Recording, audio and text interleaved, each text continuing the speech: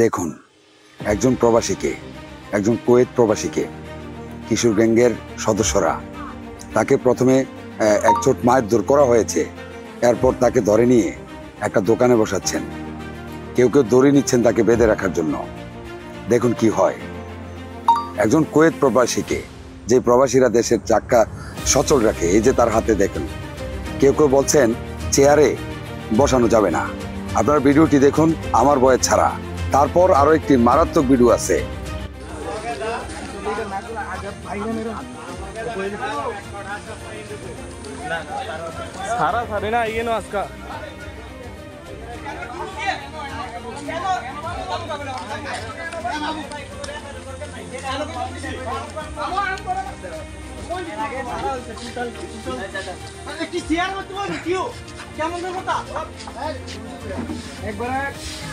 দর্শক দেখুন এবার, যে চেয়ারটিতে বসতে দেওয়া হয়নি একজন প্রবাসীকে, সেই প্রবাসীকে কিভাবে মারধর করে তাকে আহত করে ফেলেছে। স্থানীয়দের মতামত অনুযায়ী এই প্রবাসীকে মারধর করার পর তার যে কিডনি দুইটা ছিল, সেই কিডনিগুলো নাকি নষ্ট হয়ে গেছে। দর্শক, তাকে উদ্ধার করে পরিশেষে তিতাস উপজেলা স্বাস্থ্য কমপ্লেক্সে ভর্তি করানো হয়েছে, কিন্তু কোনো লাভ হয়নি। এখানে তাকে অনেক মারধর করা হয়েছে। আমাদের সমাজে একটা কথা আছে, বাবা মায়ের যদি মারধর করে তাহলে দেখে মারধর করে। আঘাত কি এমন জায়গায় পড়ছে যে তার মৃত্যু হতে পারে, নাকি আঘাত ঠিক মতো জায়গায় পড়ছে? কিন্তু দর্শক, যারা সন্ত্রাসী, যারা একটা মানুষকে মানে পর মানুষে মারধর করে, একজন মানুষকে 10-15 জন মারছে, তারা কি আর দেখে শুনে মারে? কোথায় পড়ছে আমার আঘাত, তার শরীরের কোথায় লাগছে?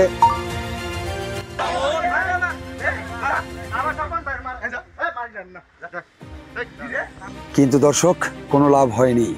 অবশেষে স্বপন আহমেদ কুয়েত প্রবাসীর মৃত্যু হয় এই মারধরের কারণে। জর্জরিত, পানি রাখা যাচ্ছে না আসলে।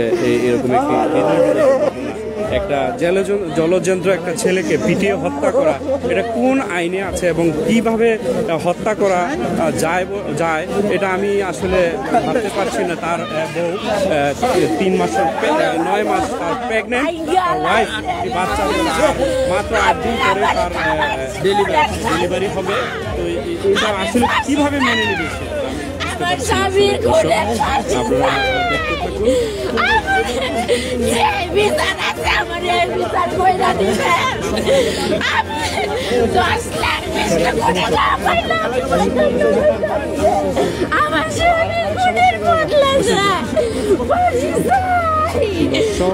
একেবারে তুচ্ছ ঘটনাকে কেন্দ্র করে একটি হত্যাকাণ্ড আসলে কখনোই মেনে নেওয়া যায় না। এমন হৃদয় বিদারক ঘটনা আসলে আমি আর সাংবাদিকতার জীবনে কখনো দেখিনি। তো বিষয়টি আসলে এই যে একমাত্র ছেলে, আমি কি করবো?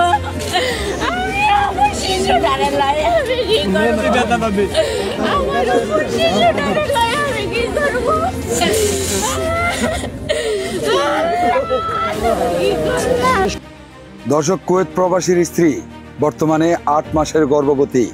তার একটি ছেলে সন্তান আছে। এই 2 সন্তানকে নিয়ে এখন প্রবাসীর স্ত্রী কোথায় গিয়ে দাঁড়াবে, এই চিন্তায় তিনি বারবার অজ্ঞান হয়ে যাচ্ছে। দর্শক, এই সেই কিশোর গ্যাংয়ের সদস্যরা, যাদেরকে আপনারা ছবিতে দেখছেন। দর্শক, চলুন আমরা কিশোর গ্যাংয়ের এই সদস্যদের একটু ভালো করে নাম ঠিকানা জেনে নেই। ভিডিওটি শেয়ার করবেন, যাতে একজন কুয়েত প্রবাসীর মতো একজন প্রবাসীকে কোনো কিশোর গ্যাং বা অন্য কেউ যাতে নির্মমভাবে হত্যা করার মতো সাহস করতে না পারে। ভিডিওটি শেয়ার করুন এবং দেশবাসী সহ সবার কাছে পৌঁছে দিন, যাতে তাদেরকে দ্রুত গ্রেফতারের আওতায় এনে বিচার নিশ্চিত করা হয়।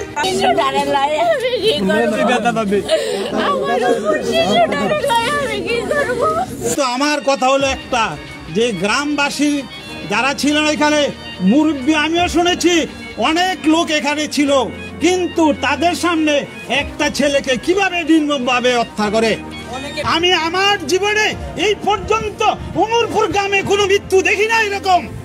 তার যে সমস্যা হয়েছিল, তার কিন্তু মাথাতে কোনো আঘাত করে নাই। দেখেন আপনারা কি টেকনিক্যালে তাকে অত্যাচার করছে। তার বুকের থেকে ডিস পর্যন্ত তার কিছুই ছিল না। ডাক্তার বলেছে তার কিডনি ফেল, কিডনি ফেল হয়ে এরকম অবস্থা হয়েছে, ব্লিডিং হইতেছে। ব্লিডিং হওয়ার পর আর একদিনের বেশি থাকতে পারেনি। দর্শক, কেন এক প্রবাসীর মৃত্যুতে পুরো গ্রাম কেঁদে উঠল? কিশোর গ্যাংয়ের এই নৃশংসতা কি আপনার পরিবারকে নিরাপদে রাখবে? স্বপ্ন পূরণ ফাউন্ডেশনের আসল উদ্দেশ্য কি ছিল? এই মর্মান্তিক ঘটনায় কারা জড়িত ছিল এবং তারা কেন এমন করলো? একজন স্বামী ও বাবার নির্মম হত্যার পেছনের সত্যটা কি? যিনি একজন প্রবাসী ছিলেন। আপনি কি জানেন আপনার আশেপাশে এমন কিছু ঘটছে? ওমরপুর গ্রাম কুমিল্লার তিতাস উপজেলায় অবস্থিত একটি ছোট্ট শান্তিপূর্ণ গ্রাম। এখানে প্রবাসী স্বপন ভূঁইয়া তার পরিবার নিয়ে বসবাস করতেন। প্রায় 1 বছর আগে তিনি কুয়েত থেকে দেশে ফিরেছিলেন এবং পরিবারের সাথে নতুন করে জীবন শুরু করেছিলেন। কিন্তু গ্রামের একজন কিশোর গ্যাং লিডার আসিফ ও তার দল স্বপ্নপূরণ ফাউন্ডেশন নামে একটি সংগঠনের আড়ালে নিজেদের অপকর্ম চালাচ্ছিল। স্বপন ভূঁইয়া দেশে ফেরার পর থেকেই আসিফ ও তার দলবল স্বপনের পিছু নেয়। ইয়াবা বিক্রির মিথ্যা অভিযোগ তুলে বারবার চাঁদা চাইতে থাকে। 2 মাস আগে একটি সালিশি বৈঠকে স্বপনের বিরুদ্ধে আনা অভিযোগ মিথ্যা প্রমাণিত হলে আসিফ মুচলেখা দিয়ে ছাড়া পায়। কিন্তু এই ঘটনা পরিস্থিতি আরো খারাপ করে দেয়। 31 অক্টোবর রাতে আসিফ ও তার গ্যাং স্বপনকে নির্মমভাবে মারধর করে।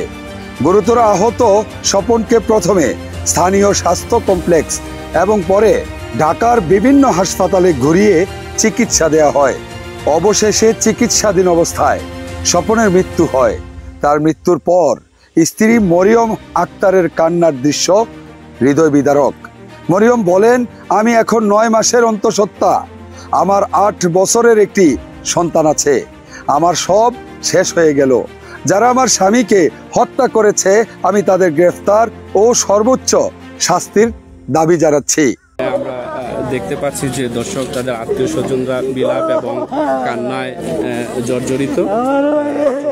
পানি রাখা যাচ্ছে না আসলে। এরকম একটি ঘটনা, একটা জলযন্ত্র একটা ছেলেকে পিটিয়ে হত্যা করা, এটা কোন আইনে আছে এবং কিভাবে হত্যা করা যায় এটা আমি আসলে ভাবতে পারছি না। তার বউ 9 মাস তার প্রেগনেন্ট। সন্ত্রাসীরা যে সন্ত্রাসীরা এই ছেলেকে নির্মমভাবে পিটাই হত্যা করছে, এই ছেলেগুলোকে দৃষ্টান্তমূলক শাস্তি আপনারা চান না? 29 বছরের একটা ছেলে স্বপন ভূঁইয়া একটা নিষ্পাপ ছেলে ছিল, রাজনীতির সাথে জড়িত ছিল না, সে প্রবাসী ছিল। যেই প্রবাসের ইনকাম দিয়ে মানুষ আপনারা চলতেন, যে নিষ্পাপ ছিল।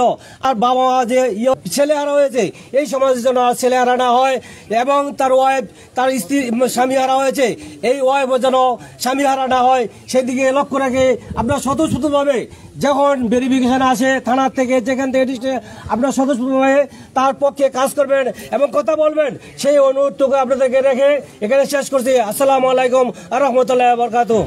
কুমিল্লার তিতাস উপজেলায় কিশোর গ্যাংয়ের বেদর্ক মারধরে আহত প্রবাসী স্বপন ভূঁইয়া বয়স 35 মারা গেছেন। মঙ্গলবার সন্ধ্যায় রাজধানীর একটি হাসপাতালে চিকিৎসাধীন অবস্থায় তার মৃত্যু হয়। নিহত স্বপন ভূঁইয়া উপজেলার জগৎপুর ইউনিয়নের ওমরপুর গ্রামের সুবহান ভূঁইয়ার ছেলে। স্থানীয় সূত্রে জানা যায়, স্বপন ভূঁইয়া প্রায় 1 বছর আগে কুয়েত থেকে দেশে ফেরেন। ওমরপুর গ্রামের শান্তি মিয়ার ছেলে আসিফের নেতৃত্বে স্বপ্নপূরণ ফাউন্ডেশন নামে একটি সংগঠনের আত্মপ্রকাশ হয়। এই সংগঠনের নামে স্বপনকে ইয়াবা বিক্রির অভিযোগ দিয়ে বারবার চাঁদা চাইত আসিফ। 2.5 মাস আগে সালিশি বৈঠকে স্বপনের নামে করা অভিযোগ ভুল প্রমাণিত হলে মুচলেখা নিয়ে ছেড়ে দেওয়া হয় আসিফকে।